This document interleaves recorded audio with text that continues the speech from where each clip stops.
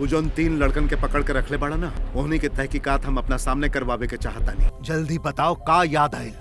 हमनी तीनों पक्का यार बानी अंकल, और हमनी के नशा भी साथ ही शुरू कैले रहनी जा।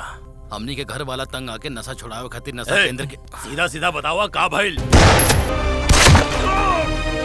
वो चूतिया सा चूजा एमएलए के लड़का के मार के उन्हीं के गोदी में जाके बैठ गई, तो उन्हीं दुश्मन के सामने हमारी इज्जत खराब कर देले।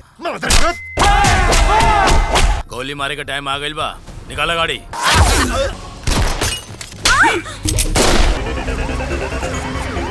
अरे वो पागल, तोरा माल और पैसा के पड़ल बा, सबसे जरूरी चीज बा पेन ड्राइव। पेन ड्राइव कहाँ बा?